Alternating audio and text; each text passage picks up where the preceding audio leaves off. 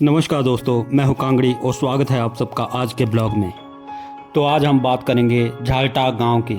झालटा गांव हिमाचल प्रदेश में शिमला जिले की जुब्बल तहसील में स्थित है। यह गांव जिला मुख्यालय शिमला से 132 किलोमीटर की दूरी पर पड़ता है। यहां तक आप सड़क मार्ग से पहुंच सकते हैं। खुशकिस्मती से आज मौसम भी साफ था, तो मन में ख्याल आया कि क्यों ना झालटा गांव ही होके आया जाए। तो हमारी यात्रा शुरू हुई उत्तराखंड के आराकोट विलेज से। आराकोट से हिमाचल में पड़ने वाले स्नैल को क्रॉस करते हुए हम पहुंच गए विलेज चोरी। यहाँ पर लगभग सभी घर पहाड़ी शैली में बने हुए थे। पहाड़ी क्षेत्रों में बारिश और बर्फ बहुत होती है। यदि छतें ढलावदार ना हो तो पानी व बर्फ छतों में ठहर जाएगा और मकान टूट जाएंगे। यहाँ पर घर बनाने में ज़्यादातर लकड़ी का इस्तेमाल होता है। लकड़ी से बने ये घर सर्दियों में गर्म और गर्मियों में ठंडे रहते हैं। स्लेट से ढकी घरों की छतें घरों को विक्टोरियन लुक प्रदान कर रही थी। गांव के चारों ओर सेब के बागीचों की भरमार थी। सेब यहाँ के लोगों की आय का मुख्य स्रोत भी हैं। हिमाचल प्रदेश को एप्पल बॉल के नाम से भी जाना जाता है। सेब हिमाचल प्रदेश की अर्थव्यवस्था में 90% का योगदान भी देते हैं। सेब हिमाचल प्रदेश में शिमला के अलावा कुल्लू, किन्नौर और मंडी में भी उगाए जाते हैं। खूबसूरत सेब के बागीचे हिमाचल प्रदेश में सैलानियों को खूब आकर्षित करते हैं। सेब राज्य की प्रमुख नकदी फसल भी है।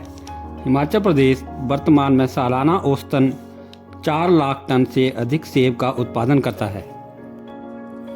सेब का मौसम जून से शुरू होता है और अगस्त के महीने में अपने चरम पर होता है। ऊंचाई के आधार पर सेब के मौसम की कुल अवधि जून से नवंबर तक भिन्न भिन्न होती है। सेब के अलावा और भी कई तरह की वनस्पति हिमाचल प्रदेश में पाई जाती है।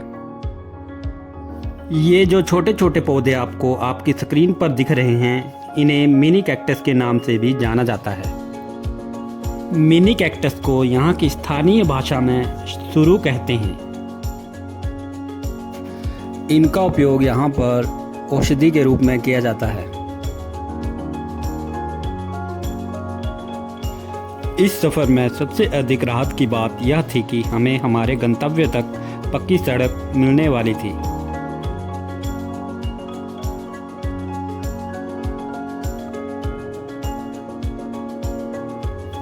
चंद्रनाहन ग्लेशियर से निकलकर पब्बर नदी भी अपने लंबे सफ़र की ओर अग्रसर थी।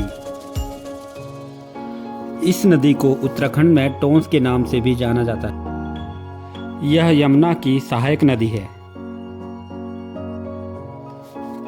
हमारा आगे को बढ़ाया गया एक एक कदम हमें मंजिल के करीब लिए जा रहा था। आज ऐसा लग रहा था मानो हमारी खूबसूरत मंजिल ने हमें हमारे आने की खुशी में हमें यह सुहाना सफ़र उपहार में दिया हो। घुमावदार व पक्की सड़कें रास्ते को रोमांचक बना रही थी। ऊंचे ऊंचे पहाड़ नीले आसमान को छू लेने को आतुर थे। पब्बर नदी में मिलने का सपना लेकर निकले इस नाले को भी शायद नदी के आसपास होने का आभास हो गया था। इसकी साएं साएं की आवाज़ इसकी नदी में मिल जाने की बेचैनी को बयान किए जा रही थी।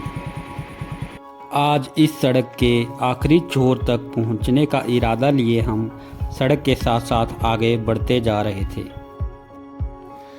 पक्की सड़क होने की वजह से सफ़र आसान था। ऊपर से फरवरी महीने की चटकीली धूप हमारे लिए किसी देवी आशीर्वाद से कम नहीं थी। जब भी हमारी बाइक हमें हमारे आसपास के वातावरण में खोया हुआ देखती या हमें वक्त कम है कहकर आगे बढ़ने को कहती,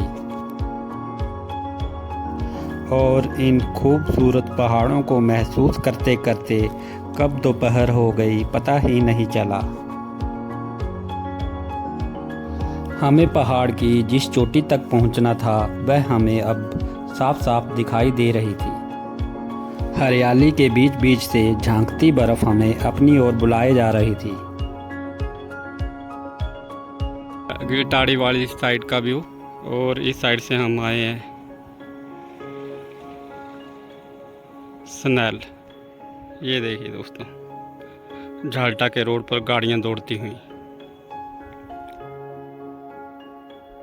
पीक के दर्शन कीजिए नज़दीक से। ये देखिए, आनंद ही आनंद। मस्ती में अटखेलियां करता झरना,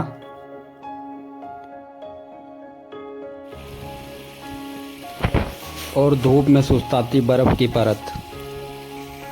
झाल्टा गांव के एप्पल ऑर्चिड देखिए, बर्फ मिल जाएगी देखने को।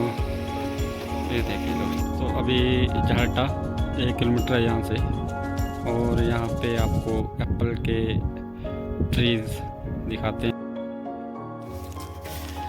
गांव में पहुंचने पर हमने पाया कि आजकल यहाँ सेब के पौधों की कटिंग का काम जारी था। सेब के पौधों की पतली शाखाओं को बड़े ही सलीके से काट दिया गया था, और फिर कटे हुए भाग पर लाल रंग का पेस्ट मल दिया गया था।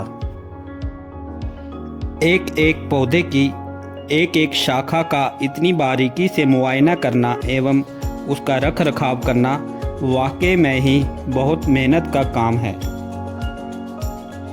सेब की फसल का उत्पादन मौसम पर काफ़ी निर्भर करता है। अगर किसी वजह से मौसम फसल के अनुकूल ना रहे तो किसान की सारी मेहनत पर पानी फिरना लाजमी ही है। अतः किसान व बागवान भाइयों की अपनी फसल पर एमएसपी निर्धारित करने की मांग पर सरकार को अवश्य ही विचार करना चाहिए। झाल्टा गांव पहुंचते ही हमारे आसपास का सारा वातावरण मानो बदल सा गया था। हमारे ऊपर पड़ रही हर निगाह हमारा खामोशी से स्वागत कर रही थी। गांव का माहौल सादगी से परिपूर्ण था। इन पहाड़ों के पार जिंदगी इतनी खूबसूरत होगी सपने में भी नहीं सोचा था।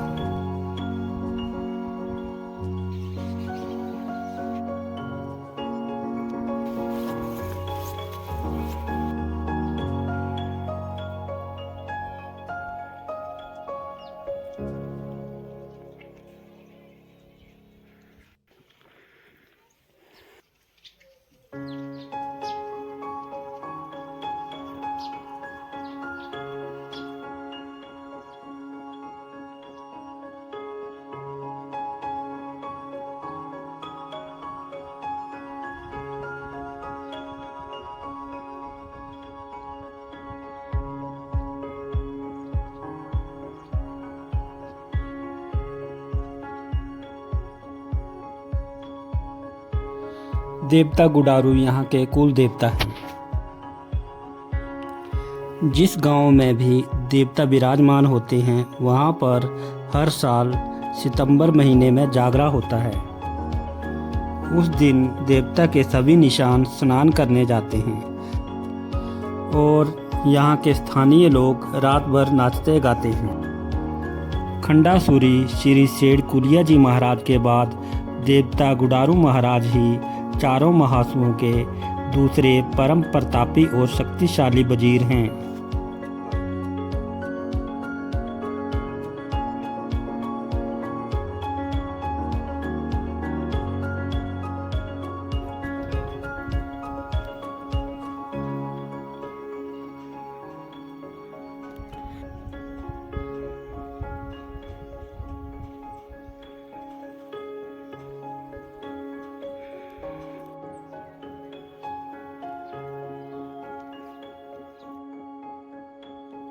यहाँ पर पुरुष सिर पर पहाड़ी टोपी और महिलाएं सिर पर डाठू पहनती हैं।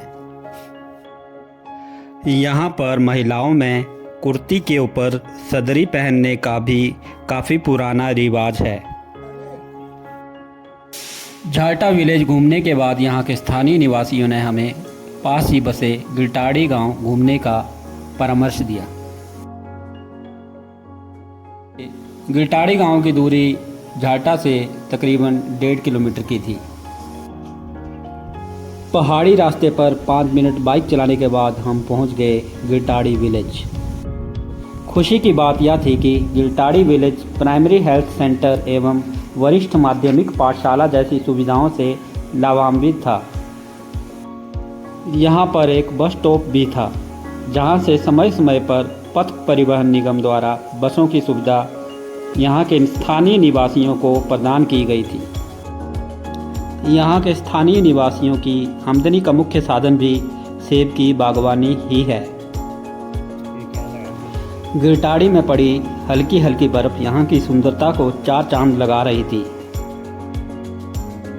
गिरटाड़ी विलेज का मुख्य आकर्षण है यहाँ पर बना गुडारू देवता का भव्य मंदिर। यहाँ से कुछ किलोमीटर आगे कोयटाड़ गांव में भी देवता गुडारू जी का एक अन्य भव्य मंदिर है। कोयटाड़, गिरटाड़ और झाटा के इन तीनों मंदिरों में देवता महाराज एक साल के लिए विराजमान होते हैं।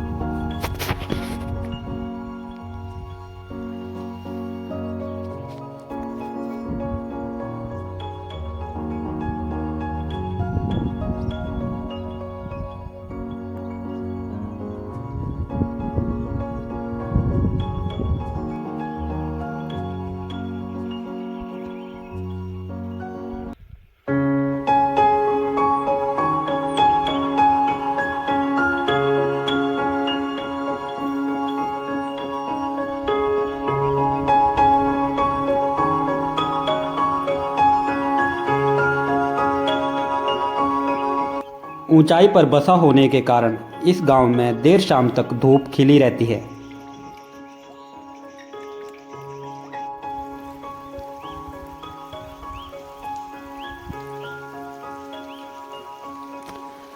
गिरटाड़ी गांव से सूर्यास्त का नज़ारा देखने लायक था।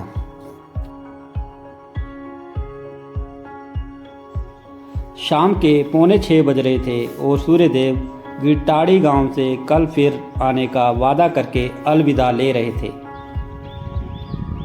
और इस तरह हम भी अपने इस सुहाने सफ़र को यहीं पूर्ण विराम लगाते हुए वापसी की राह में आगे बढ़ गए। दोस्तों, अगर वीडियो अच्छा लगा हो तो चैनल को सब्सक्राइब करना और वीडियो को शेयर करना ना भूलें। धन्यवाद।